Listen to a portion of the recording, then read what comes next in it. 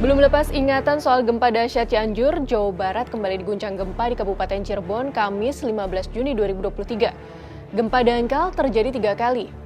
Pertama pada pukul 06.20 berkekuatan magnitudo 2,9 selama lebih 20 detik dengan kedalaman 5 km. Berselang 1 jam, gempa kedua terjadi. Pukul 07.25 selama lebih dari 18 detik. Kekuatannya sebesar magnitudo 3,2 pada kedalaman 7 km. Gempa ketiga terjadi berselang 9 jam setelah gempa kedua dengan kekuatan magnitudo 2,9 selama 57 detik pada kedalaman 10 km. Rentetan gempa tersebut dirasakan antara lain di wilayah Kota Cirebon, Sindang Pancuran, Astana Japura, dan Karangsembung. Adapun skala intensitasnya tercatat 2 mmi. Artinya getaran itu dirasakan oleh beberapa orang.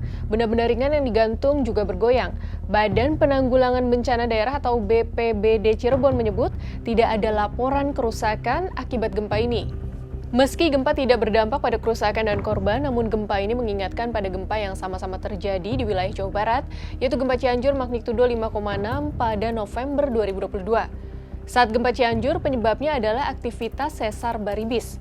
Sedangkan gempa Cirebon kali ini menurut Kepala BBMKG Wilayah 2 Tangerang Hartanto menyebut, gempa Cirebon terjadi oleh aktivitas sesar Cirebon.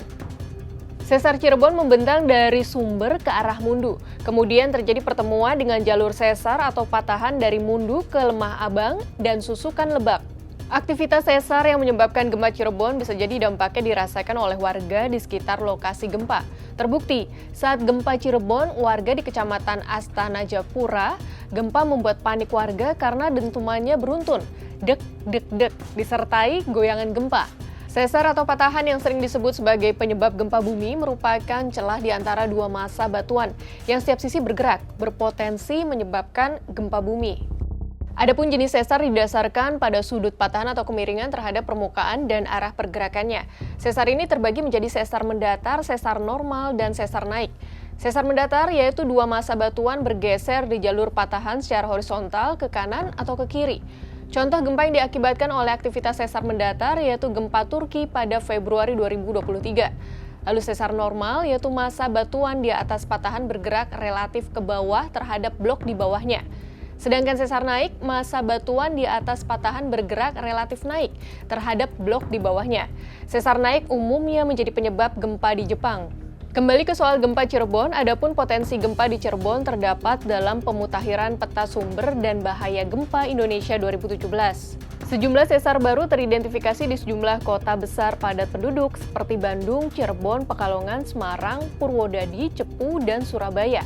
Bahkan gempa dangkal juga pernah merusak Jawa pada abad ke-17 sesuai catatan Stacy S. Martin, Phil R. Cummins, dan Aaron J. Meltner di Bulletin of Seismological Society of America Oktober 2022. Gempa darat itu antara lain terjadi pada 25 Oktober 1875 di dekat Kuningan dan di Cirebon pada 16 November 1847. Gempa Cirebon yang terjadi kemarin menjadi alarm kesekian kali bagi kita untuk waspada dan antisipasi potensi gempa dan dampaknya.